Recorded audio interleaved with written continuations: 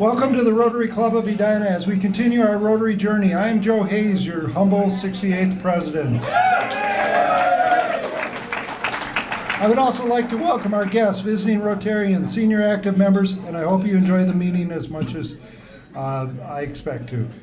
Today we are fortunate to have Guy Berg with the Federal Reserve. This will be a fantastic meeting talking about a timely manner on crypto, which will be great. Our meeting team, we have Dave Coons, front desk guest intro. Let's hear for Dave. Greeter and invocation, Rob Redding. Greeter and thank you to the speaker is Heather Hansen.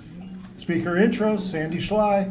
Barker, well, no Barker because we have the AV team of Chris, Ryan, and Scott, and photographer is Rich. Member Spotlight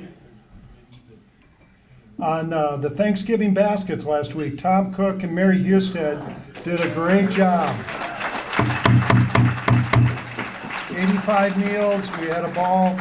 A lot of people really appreciated it. We had Rotaract there, Interact, excuse me. They were a great help. Everybody lining up the assembly line. There's a whole squad, and the morning club was able to join us, which was fantastic. There's David. Kudos to David Kleins for all of his. He was holding up one of the towels. He was able to acquire from one of his neighbors. He did a great job on going over and talking to the folks at Jerry's, and had a lot of food donated, which was really fantastic. Let's hear it for David.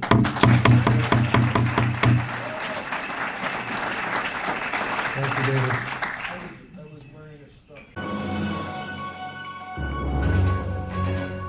Well, welcome back to RNN, your Rotary News Network.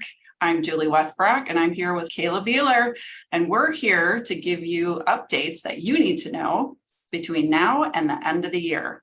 And who better to give you those updates on these social events that are coming up than Social Chair Kayla Beeler. Hi, Julie. We are going to host our annual Christmas party. So our holiday party is on Thursday, December 15th at 5:30 at the Edina Country Club. We have a great menu planned. Paul Peterson's sister will be there playing piano again for us, playing some holiday music. Bring your spouse. You are welcome to bring your spouse or significant other or friend, whomever you'd want to bring with you. We will have a full menu, as I stated, and then it will be a cash bar. So please make sure that if you are not a member of the Edina Country Club, that you bring your cash, and don't all just charge to Paul Moody's account, because that's not fair. Last year was my first holiday party, and I had such a great time. It was so much fun. I mean, the music was good, the drinks were good, but the company was the best. On Thursday, December 8th, the Thursday before the holiday party, we are going to have an ugly sweater or a festive holiday sweater meeting. So wear your festive holiday sweaters to the meeting on December 8th. Please make sure that you're proud of whatever sweater you're about to wear. Exactly. Just remember, it's subjective. So. Exactly. What may be ugly is ugly. It's festive to someone else. Well, on that note, Kayla, I have a surprise for you. Uh-oh. We're going to play a little game. Okay. The game is, I'm going to show you some festive holiday sweaters. Okay. And you tell me if you would wear it, burn it, or gift it. Ooh. Do I have to say who I would gift it to? That would be fun if you did. Okay. Number one. I would wear that. I love it. Okay. Ooh, I would give For this couples. to couples. You know who, and they don't even have to be a real couple in real life, but instantly the first people that came to mind were Jody Kern and Paul Moody. That's who I would gift this to. For some reason, Michael Stanzik is popping in my head. So that one's going to be gifted. So what you're Yeah, saying. that one would be gifted. Oh my gosh. There are so many people that just flooded in my head. I would definitely wear this and gift it. I would like make us matching shirts. Oh my gosh. I suggest that Joe Hayes wear this to one of our meetings in December. Maybe he shows up as Santa Claus to our holiday party. These are our new themed Friends t-shirt. This is appropriate all year long. All year long. I love it. See, those are the festive shirts that we need. Exactly. We hope to see those at our meeting on December 8th. Don't forget, bring your festive or your ugly, whichever you prefer, sweaters to the meeting on December 8th. And don't forget about the holiday party on December 15th. Thanks again for joining us on the Rotary News Network. Take care. Thank you, Julie and Kayla. I'm not sure which Hilton Kayla was in, but Hannelore Brucker's daughter, Monica Young, had an article that was featured in Sky and Telescope, and which is pretty exciting. It's a feature article. I'm not exactly sure what, but it's pretty cool. It's very exciting. So, Hannelore, is that anything to add to that? I think it was discovery of a new formation in the outer space. It was a discovery of new formation in the galaxy. Fantastic. That's really cool. She was also on public TV actually in Boston with a professor from MIT on TV, and he did an interview. Very cool. Very cool. Thank you. Please stand for the invocation from Rob Reddy. Hello, everyone. Well, this is weird. Everybody's standing. I haven't done the invocation for a long, long time. So when I was asked to do this, I looked for an intersection, I guess, between the holiday season, our Rotary values, and then, of course, our speaker today, which is going to be on the topic of crypto and money and that kind of thing. And some of you might know I'm a member of the board on this organization locally called Hope International. And at Hope, we do micro lending and savings groups in areas where they don't have access to banking. And so it made me think of Hope when I thought of you, Gary. And so one of the things, the concepts there that they have, and so it's kind of like a little object lesson today, I hope that's okay, is this idea of open hands, okay? And so the first thing that they teach us is that in these places where it's hard, right, and Rotary's active in some of these places, it's really about what's in your hands. And so we use this concept on the board even. So if you think of your hands, okay, what do you have in your hands? This is a clue for us in terms of what are my talents? What kind of time do I have? What kind of treasure do I have? What's in my hands? That's what we should be utilizing to bless others. And then the second idea is our hands should be open, okay? Why should they be open? So that God can use what's in our hands freely, right? So it's available to others to use. And then lastly, keeping your hands open. And why? So that, guess what? Sylvester, let's do it. Open your hand so I can put something in your hand, right? So you can't receive if your hand is closed. And so I just love that picture because we should be approaching our lives with open hands. And hopefully, when it comes to money, right, it's, if you're like me, there's been it's coming in and out all the time. So anyway, I just think that's such a great picture, lines up with the three things today. And so with that, let's say a prayer. Father, we just thank you, God, for this time together, to share a meal together, to learn, and to fellowship. We ask that you would bless this food for our bodies, and we thank you for it, and we pray in Jesus' name. Amen. Amen. Allegiance to the flag of the United States of America, and to the republic for which it stands, one nation, under God, indivisible, with liberty and justice for all. And of the things we think, say, or do, is it the truth?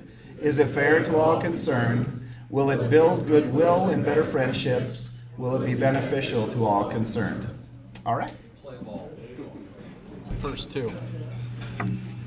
So it's my pleasure to introduce guests. We have no visiting Rotarians, but we do have a bunch of guests. And Joe Hayes, you have two guests. I have Tom Showerman. He's an old neighbor of mine. Used to live over in Arctic Way. Now he moved out to my neighborhood. He's very interested in the speaker today. And You know who your second one is? Kevin from Gateway Bank. There This he is his is. third visit. Very interested in joining our club. I believe you have an application in. Yep. Which is fantastic. So he's obviously, so we're very excited. Thank you, Joe. Kaylin. Where's Hi. There she is. Thank you. I have Mark Erock here. He is our portfolio manager, one of two at Styles Financial Services, and he is looking forward to hearing the speaker today. Welcome. Great, welcome. Stefan. Hey everyone, this is Matt Schwein. He is a friend and neighbor, and this is his first meeting with us, and he's considering membership possibly, so hopefully we all impress him. Matt works at a local healthcare startup here and runs sales for them. Welcome. Greg Rich. I just swallowed, thank God. I knew he was gonna, as soon as I put food in my mouth, I knew he was tried. gonna tell me. I had brought Christina Letelier. Christina is a real estate agent with Edina Realty, but she's also an interior designer who works for me at Habitation Design.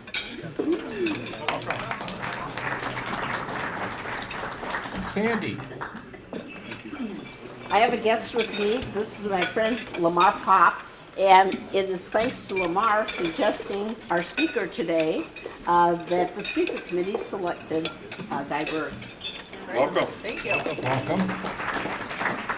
Now, I don't see Josh, so I'm going to introduce him. Chandelier, there you are, you're in the back. Chandelier, you're with American Family, correct? Welcome. Did we miss anyone?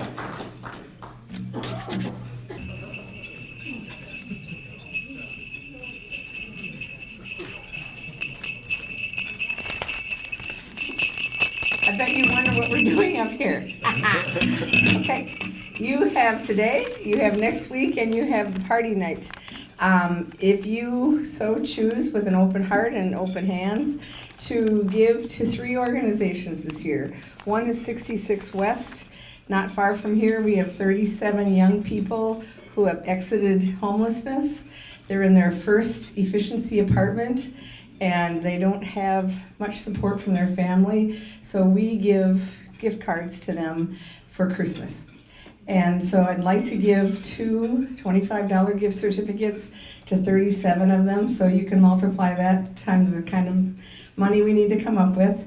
The second is a new organization for us, and the third one Les is going to talk about is a new organization for us. The second one is called Young Parent Program, and it supports youth 18 to 24 and their children. So I've been working with the 66 West supervisors. Where there is homeless youth, there are children. And so this is an organization that supports those young families, and we are going to be bringing gifts to young parents and children, newborns to 5, over to a place called Cedar View, and it's an apartment building that houses 15 of these young families. Their goal is to break the generational cycle of poverty and homelessness by empowering people to identify and draw on their strengths, get the resources and level of assistance they need, and achieve increased stability in their lives. What a wonderful thing to do. All right, thanks, Jeannie. And the other place we're going to give to is Good in the Hood. And it's an organization I've given to in the past, and it's comes dear to my heart because I grew up in the hood. So, but Good in the Hood, they inspire intentional kindness, which is just really cool. And their mission is to influence, inspire, and impact individuals, families, and entire communities for good. And so they have a program, the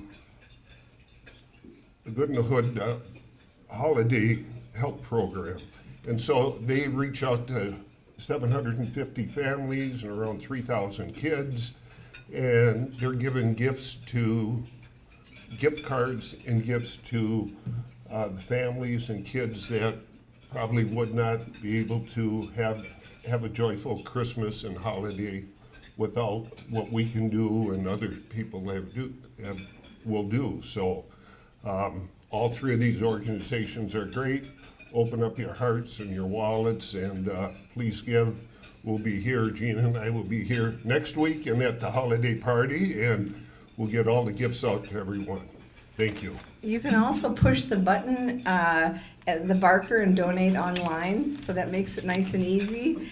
And then Paul Moody, who's over here, next week bring your checkbooks. He's going to be bringing 10 items from Faribault Mills and auctioning them off. The money goes to this program. So bring your Christmas shopping list. He's got some pretty cool stuff that he's going to be bringing. Ho, ho, ho.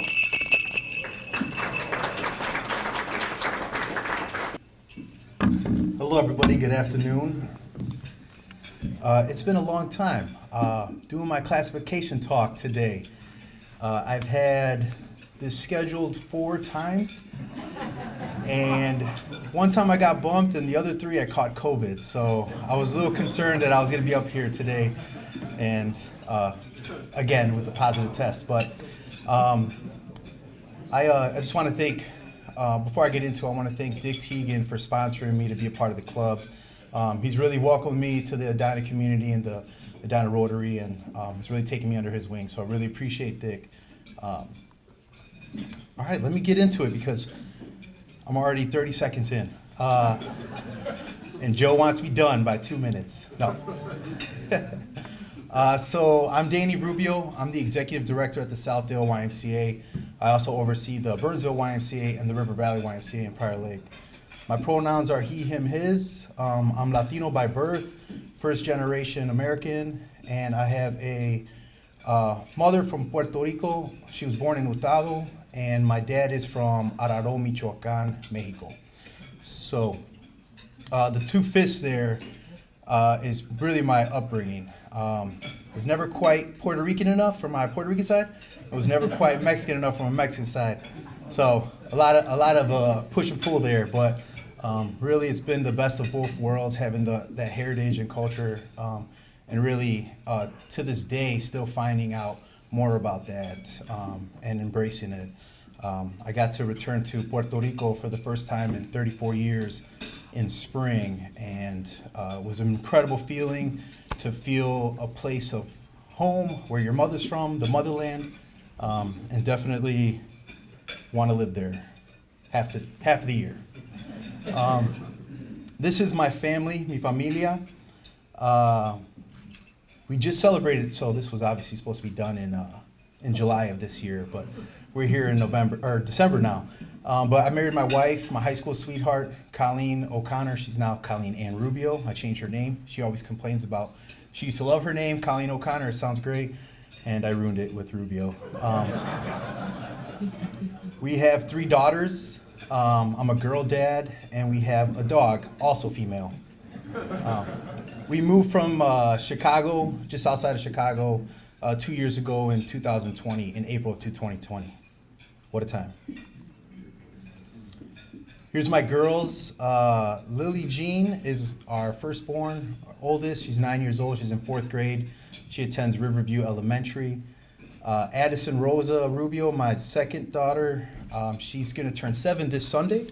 So this is actually, and Isla Ash is our youngest. She's actually 3 now. And this is probably the last few days I can actually say my children are 3, 6, 9. I'm an international family man. I was sharing a little bit today about some of my family and where they've relocated. So I've shared, I've got family in Mexico, in Michoacan. I got family in Puerto Rico. I got family in California. I got family in Nashville. Also have family in Chicago still. And then I have, my younger sister lives in Melbourne, Australia. And I have a sister-in-law who lives in Germany. So we're very international, and we've got a very expensive travel plans in our future. I mentioned I work for the Y. I serve for the YMCA. It's been an incredible platform to really get to know community members like yourselves and work with different communities. I've worked in Chicago, in Elgin, my hometown, the South Side, in Joliet, and now I'm serving here in the South region of the Twin Cities. It's been an incredible organization to work for. It's a nonprofit organization, if you're not familiar with. Its cause is to strengthen community, and we do that through youth development, social responsibility, and healthy living. So come visit us. We are open, and we actually have our tree lot this year, our Christmas tree lot. So I'll be manning that booth. I'll be manning that booth this weekend. So if you want to pick up your Christmas tree, come visit us. Joe's pretty subtle. Yeah. Is that it? It's not working anymore. All right, well, this is the last thing I wanted to show. This is one of my slides. You may have seen me before. This was in Times Magazine. Back in Chicago, we had a work stoppage with teachers. That's Mayor Lori Lightfoot, who's running for re-election, and that's me in the background right there. You can see my pretty smile. That was my 15 minutes of fame in Chicago. So and lastly, really been a privilege to meet with the past executive directors of Southdale YMCA, Greg Hanks, who you guys are familiar with, and Sandy Stuke. And I will conclude my leisure time. I like to spend it with my family, of course. I like to go beer hunting, and I'm starting to embrace winter in Minnesota, so maybe I'll ice fish someday. Thank you.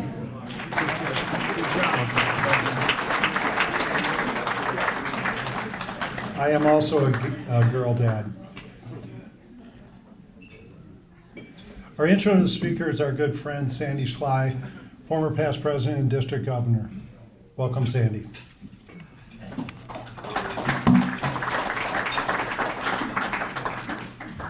Thanks, Joe.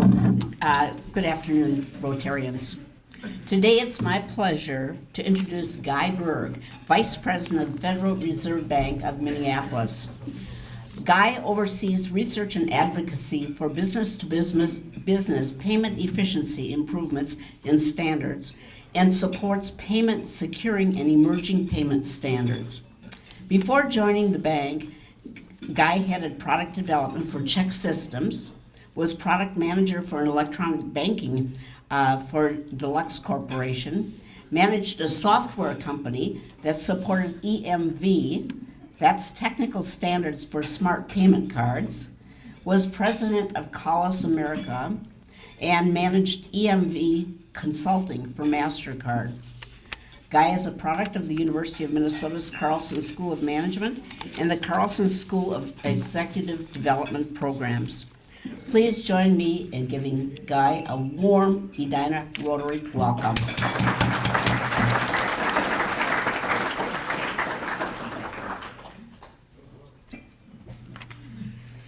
Thank you, Sandy, and thank you for inviting me today to come to present. And before I go into my presentation topic, I just want to mention something that many years ago, I was a Rotary exchange student to Japan.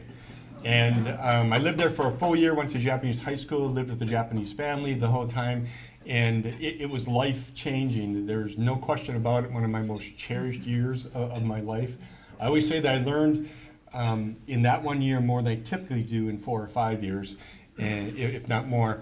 And the other thing, as a result of it, I've actually worked in close to 45 countries, and that's not actually living there, but going and conducting business in those countries, helping with that chip card, the EMV migration globally. And I'm very confident that would not have happened if I had not been part of the Rotary Exchange Program. So a big thanks, shout out to Rotary. So with that, I've got the challenge of, in 20 minutes identifying, what is a cryptocurrency, and where did it come from, and how does it work? And all those are pretty complex topics, but have patience with me and think of, at the end of this, I'm going to explain what happened with FTX. Okay, so a lot of this is building up to that. So just be thinking of that, and I'll point out different things along the way that this will come into play with FTX. Okay. And then at the end, hope there'll be time for questions, and I'll be able to stick around if others have time to ask questions on the side too. It's a topic I enjoy talking about. I'm not the world's foremost expert. I do a lot of research. My staff does a lot of research on this, so we have some information on it. So with that, a cryptocurrency started in 2008, and it was really a reaction to the financial crisis, believe it or not. There was a group of people or a person that's referred to, and many of you probably heard this before, Satoshi Nakamoto. If you knew Japanese, there's actually some kind of hidden meanings in that, and I'm not going to go into it just to save time. But basically, what this group or this person did is solve the whole problem. How can you have a currency without a bank or some type of body of trust to operate and account for all the transactions that are happening in it, and prevent what they call double spend, and to verify that the asset actually exists? In this case, an asset could be currency, an asset could be anything as this evolves on, and I'll mention that a little bit more. I'll try to stay on the cryptocurrency side of it itself, though. So 2008, all of a sudden there's this white paper out there, blockchain technology. That's what they basically identified. It was not a new technology. It was basically combining technologies that used to exist into sort of a novel implementation. And since that, there's been a proliferation of cryptocurrencies and blockchains. What does that mean? So first of all, blockchain. This looks very complex. And I'm going to walk over, hopefully, can I take this with me? I'm going to walk over just because there's some things on this that I think are really important. First of all, remember I mentioned that a blockchain is really, or what a cryptocurrency does is it allows the existence of a currency without a central processing entity, okay? So it means it's distributed. A community has to provide the processing power. So this blockchain network, all of us in this room, we wanted to be, and we had a computer at home, we could download some software and become what they refer to as a miner for Bitcoin or other cryptocurrencies. Okay, so we're become part of this community. And why would you do that? Why would you invest your computer and the cost of the energy? We always hear about how energy intensive blockchains are, or cryptocurrency. You do that because you get paid for doing that.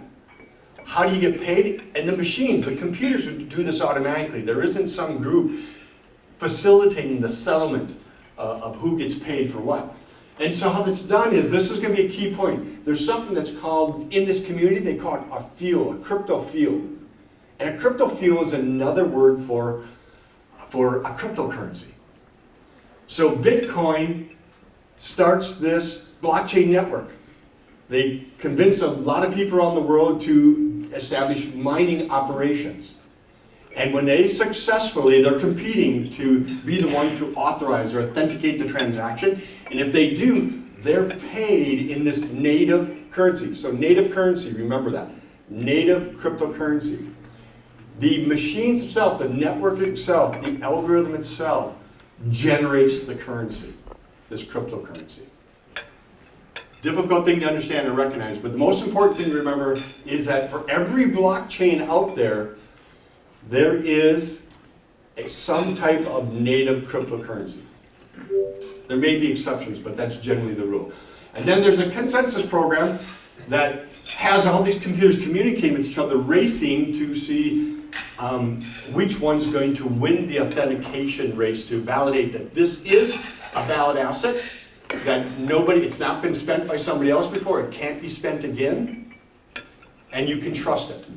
They call it a trustless network because the computers do it. You don't need a body like Visa, MasterCard, or your bank to trust it to do the processing.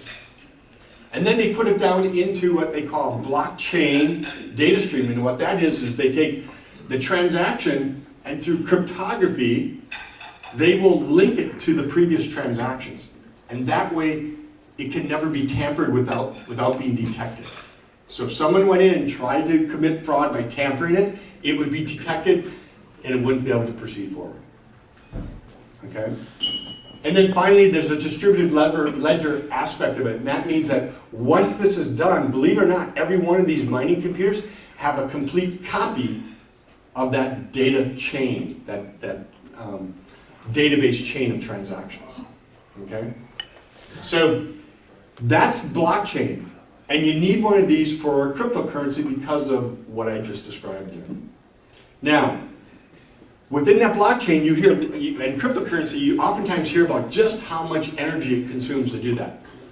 And the reason is there's something they call consensus mechanisms. That's where all these computers are competing to authenticate that transaction, to prove that it is authentic, it's good, it's not been spent before, you can trust it. And the first one is proof of work.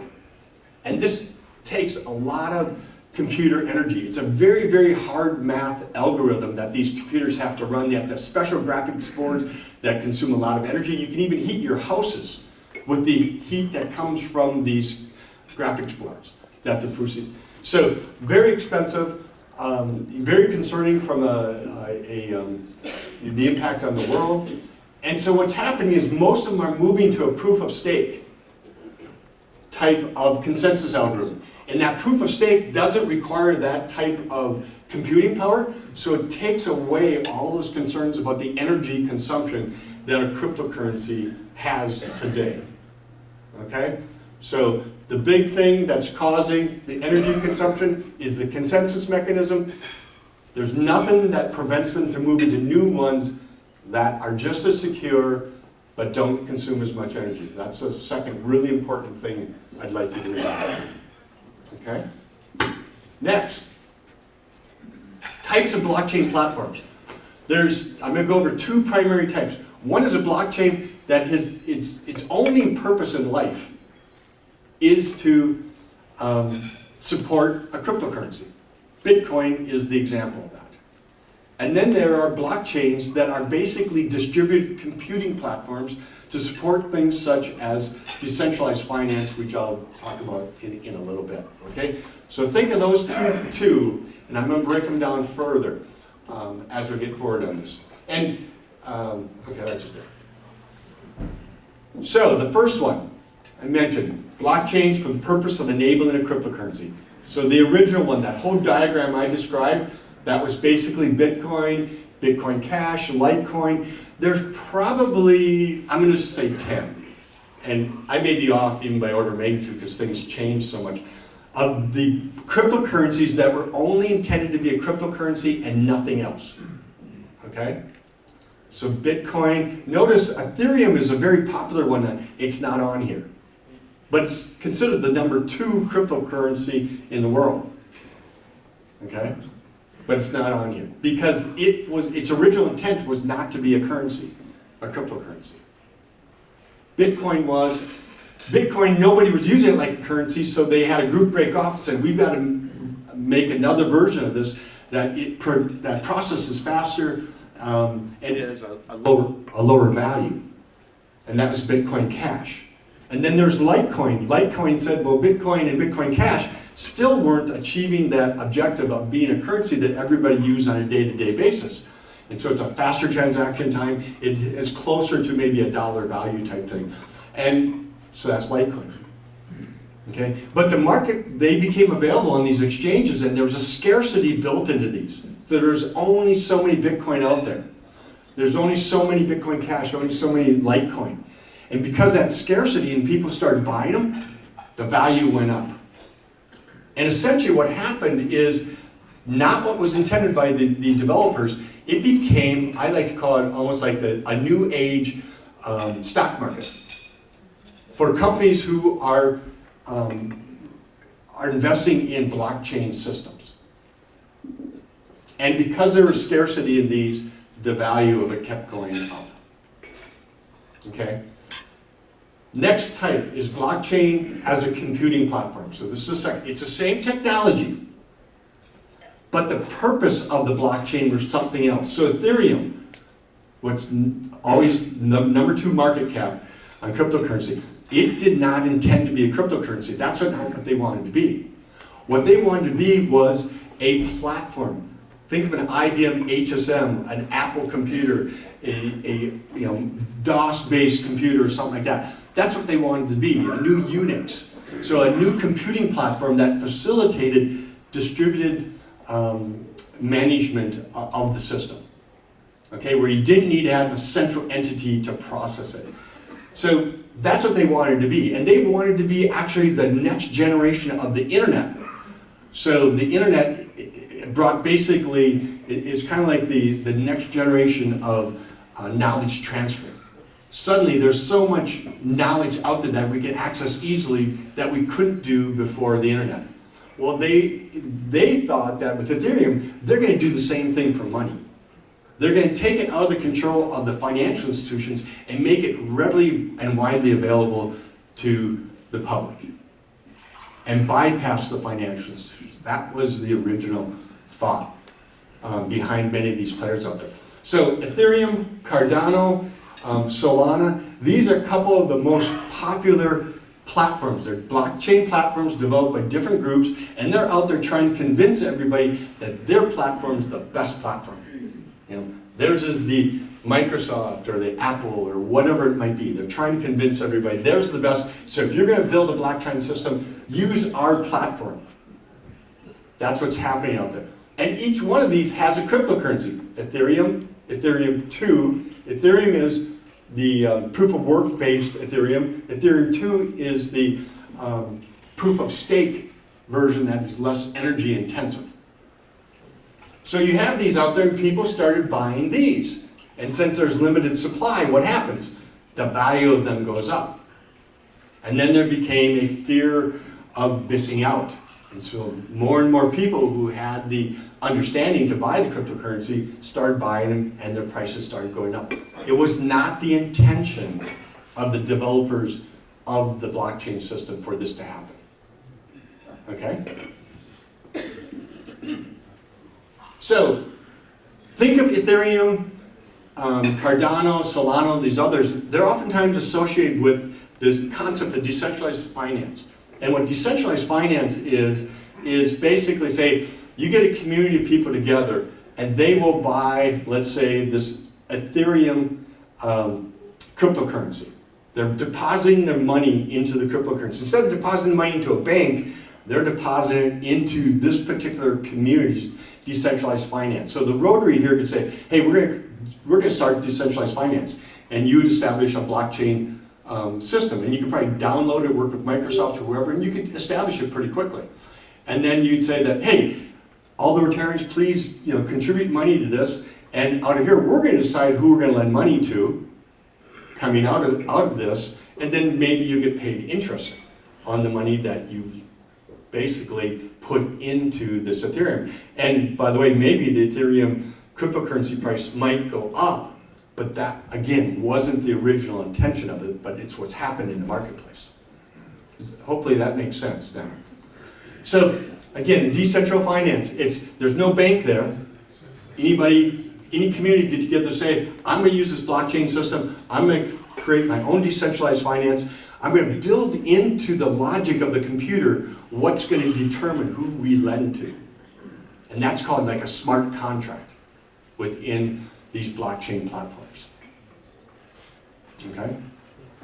So many financial institutions throughout the world have been felt threatened by this because they're afraid that their deposits that they use for lending is going to go into these blockchain finance systems, and they're going to basically start taking up some of that lending capability out there. But that's fraught with a lot of risk because they're not regulated yet. So regulation, standards, and whatnot have not caught up with the technology. And the developers of blockchain all want the regulators to get involved in this because once it gets regulated, then there's going to be more consumer confidence or public confidence, and then it's going to accelerate it. But everybody's still struggling to understand where this is really going, and how do you regulate something you don't really understand? Are these, as I mentioned before, where these cryptocurrencies, it's like these exchanges have become the new age stock market? So are these stocks? Are these securities? What are they? And so there's a lot of struggle trying to define what is a cryptocurrency, and there's a lot of attempt to try to define them all the same when they're not all the same. So a lot of confusion there. One more thing I want to mention about the blockchain types out there is they're actually being used by a fair number of companies, including Walmart, for their supply chain management. It's one of these ideal situations because with a blockchain, if you set it up through your supply chain system and you had basically sensors, so every time cargo was moved from one spot to the other, it would be sensed and would update their supply chain system so they know exactly where things are. And if something went wrong with it, for example, food, and this is one of the key areas it's been used in, they can find out what field had the problem with any food that went wrong, in the store. So there's a lot of things about blockchain that provide some very significant potential, but we're at the point right now where it's like the internet in 1998 or 1996. Everybody had all these ideas, and there's tremendous investment money going into all these ideas, whether they had merit or not. And then all of a sudden, we have the dot-com crash. And essentially, with the FTX, we're seeing part of a blockchain or cryptocurrency crash that's very similar, because suddenly they're saying, well, wait a second, what's the business case behind this? Where's the money? But it's a little bit different here in that it's really about, is the cryptocurrency solvent? Is the exchange solvent or not? One more thing I want to mention before I start going into the FTX thing. Stablecoins. How many here have heard of stablecoins before? Okay, what a stablecoin is basically we're saying, geez, cryptocurrencies, the valuation is going up and down. It's so volatile. We just can't trust it. And so people want to invest in a cryptocurrency, but then at times they want to take it out and put it in a stable place and not take it and put what we call fiat money, central bank backed money or commercial bank backed money. And so what they did is they started coming together and said, well, let's set a value based on, usually on the US dollar. So we'll create a cryptocurrency, and we're going to set that cryptocurrency to $1, the value, and then people will start putting their money into it as a direct dollar exchange. And that works fine as long as that money isn't leveraged, as long as you have a dollar for dollar in there. But if they start taking that money and use it for lending or something like that, and then suddenly there's a run on a particular cryptocurrency, and they don't have all the money, then you'll have a failure. Okay? Does that make sense? So one more thing to add on to this, the stable coin, and there has been one stable coin that crashed. I'm not sure if it's about a year ago or what it was in the last year here anyway. And it's very similar to what happened to FTX, basically, and that is that they got overextended. So with FTX, what happened with FTX? FTX was an exchange. And I think that here's on the left diagram here, this is an exchange. It just has the cryptocurrency code and then the value it is at that moment. If it's green, it's going up. If it's red, it's going down. Okay? And so there's just thousands of these out there. And when you look at them, you can't tell that Bitcoin is purely a cryptocurrency and Ethereum is a platform.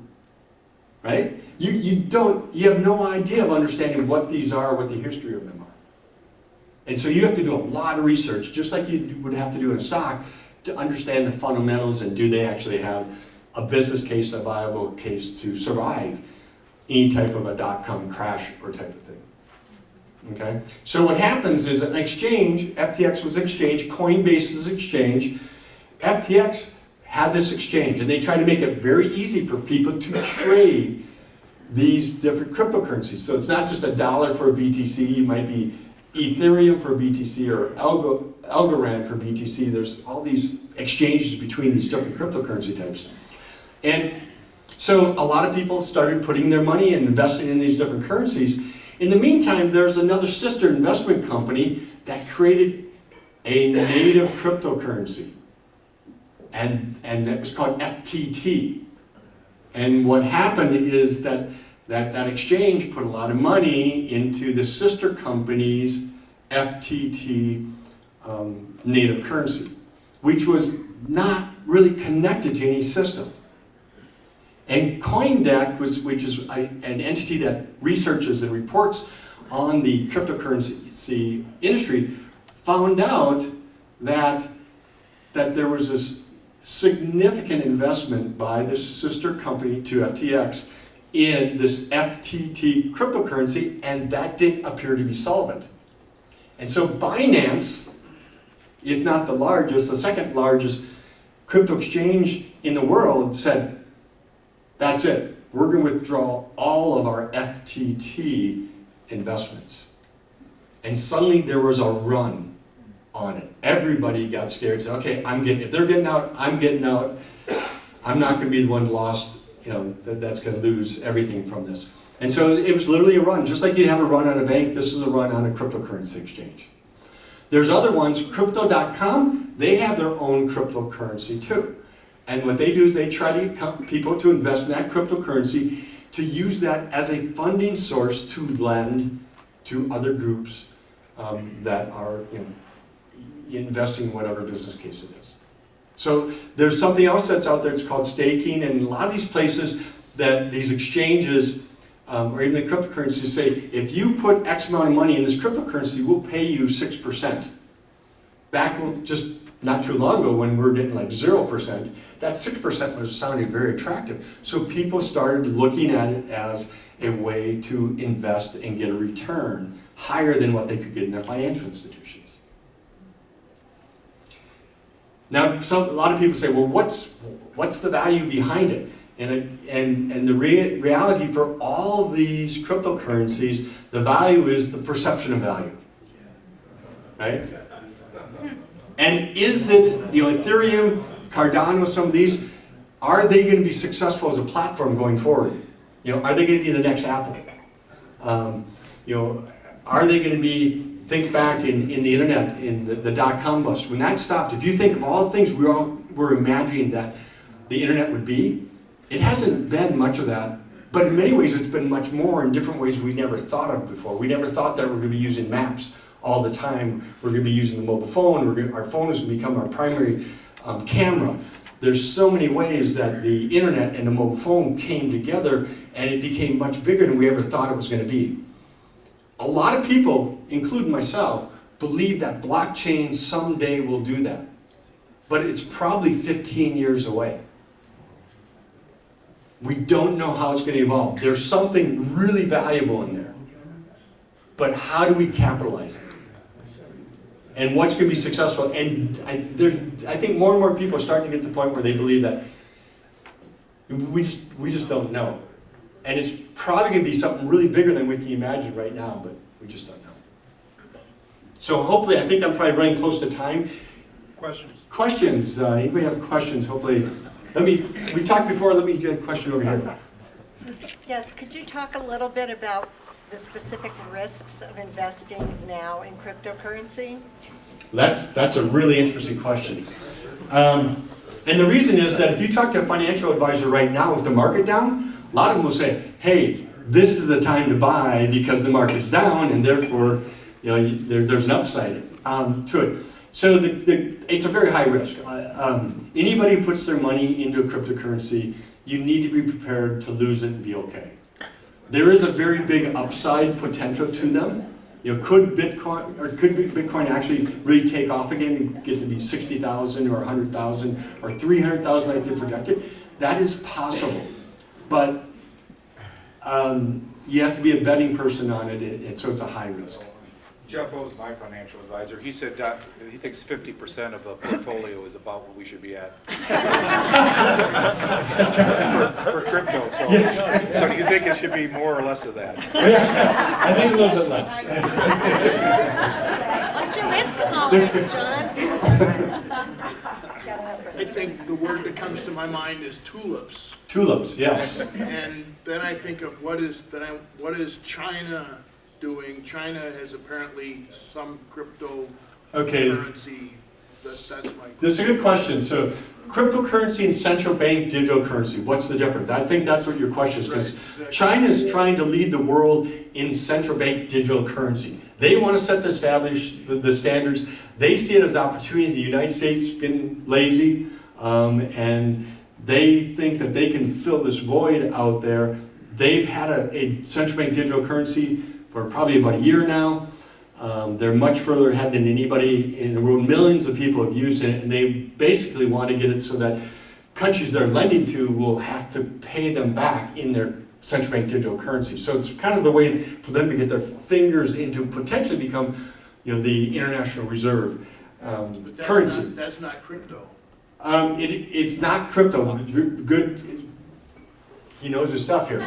So it's very true. It could be crypto if you want it to be, and we're doing a lot of research on it, but our position on it is that first isn't always the best. In fact, usually the first kind of crashes and somebody learns from it and does better. So we're taking a very measured approach. We're studying. We've got lots of people studying it, including people in my group, and we're waiting and seeing. And many banks around the world are saying, well, let's do a central bank digital currency. And what is the difference between a central bank digital currency and a cryptocurrency? One is that it's backed by the central bank. It's a liability of the central bank. So we will make sure you get paid if you accept a central bank digital currency. And then what they're trying to do with it, what's the difference between that and the money that's in your bank right now that seems to be digital? Well, if the money is in your bank account, it's actually the bank's liability. It's not even the central bank's liability. That way, if your bank goes under, you might have some FDIC insurance, stuff like that, but the central bank's not going to cover you for that bank going under, right? So it's a commercial bank liability. A dollar bill, a $5 bill, a $100 bill, that's a central bank liability. And so we want to try to, if we were to do it, and we can't find a reason why, to be honest, other than do we need to respond to China? Because we can't figure out the problem it solves. But what they're trying to do is create a digital currency that acts like a dollar bill, a paper one. Right. So you can exchange directly with each other. If I were to give you a $5 bill, a bank doesn't have to get in the way and say, well, let me look at that, see if he has money in his bank to cover that $5 bill. You know the $5 bill is good, right? So that's the idea. Blockchain created the ability to assure you that the digital equivalent is authentic, and it can't be spent again after I give it to you, right? And that's what the blockchain does. So will central banks use a blockchain? Some will, and they might implement it as a cryptocurrency, but they'll change the rules of that cryptocurrency so it doesn't get into market play. Or they'll use what we refer to as legacy technology to implement a central bank digital currency. Yes. You said that the U.S. is not doing anything about a central bank digital currency because they don't know the problem that it solves. But are they not being foresightful enough to know that maybe China wants to be the digital equivalent of a dollar as the currency of trading in the future? And so we might be creating a problem for ourselves in the future if China dominates that. Yeah, there's a lot of people discussing that and looking into that, and we're very aware of that. And right now, as we get engaged in the world things, and we're working with other central banks around the world, right? So there's a tremendous amount of research and activity. There's a project called Hamilton. I think you can probably find out information about where we're testing out blockchain technology as one potential way. We've looked at other ways where we could use a central bank digital currency within our current payment systems today. So there's a lot of research we're doing, and we recognize that is a potential. We don't think it's a high risk, but we recognize that as a potential. And I think we're looking at it as long as we're coordinating with most other central banks around the world, we're going to be ready when we say go. And we don't have the authority to do it as a central bank. Congress would have to tell us, Treasury would have to tell us, we need you to do this before we can do it. But we're doing a tremendous amount of research to be ready in case they say, do it, that we can go very quickly. Ryan, did you have a question? Did you have anybody online? Okay. Is there someone else ready? Yeah. I'm asking for a friend, but Is Jeff telling John me Barnett, 70%? he was wondering if he should sell his small position in Ethereum or hang on to it. I don't give crypto advice along that line. If I did, I'd advise you not to follow my advice. Probably you'd do better off. Is another question? Isn't it true that President Biden established a task force to look into cryptocurrencies, and the CFTC and the SEC and all those regulators are kind of at the table, turf war over who's going to be the regulator, but they're also looking at all the questions you've raised. So we're not really doing nothing. No, as I've said, I don't want to suggest we're doing nothing. In fact, we're doing a lot. I've got people on my team that are working on it, with people in DC and around the country. we are doing a lot. We're looking at how we get engaged in standards as a way to assure that things are done in a way that can be efficient and more effective and reduce the risk. So we are doing a lot, and we, the efforts that you referenced have definitely stimulated work that we're doing. Guy, thank you so much for your talk today. I'm sure we were all really impressed. A lot of what you guys talking about is, I can only speak for myself, way over my head, so I don't know about everyone else. I was trying to come up with a clever thing or intelligent thing to ask you or close out, and I have none. So I'm thoroughly more confused now than I was coming in. I failed. I learned a lot. I also want to say I'm so glad to hear that you were an exchange student, a Rotary exchange student to Japan. I'm very active with our exchange program here locally, so I'm glad you had that experience. In thanks for you present your talk today, we wanted to share this with you. Rotary is a global network of 1.3 million neighbors, friends, and leaders, and problem solvers who see the world where people unite and take action to create lasting change across the globe in our communities and in ourselves.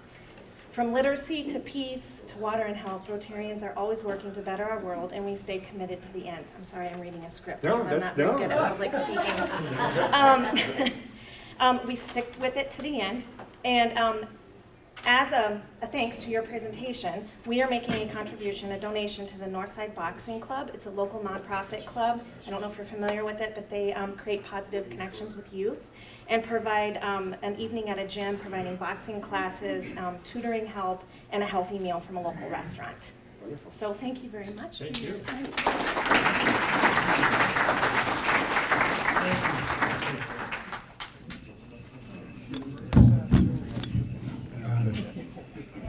Thank you, Guy. That was a great talk. Opportunity Alley, we have holiday gift giving. We have the Tanzanian eyeglass drop-off. Remember, we're looking for the eye cases. Dick Teagan, it's a great project. We have the Coca-Cola Rewards, which Chris Mazur's working on, which are bottle caps and case scans. Coming up, we have our speaker next week is David Schultz, and then we have our festive sweater. So everyone, this is as a reminder.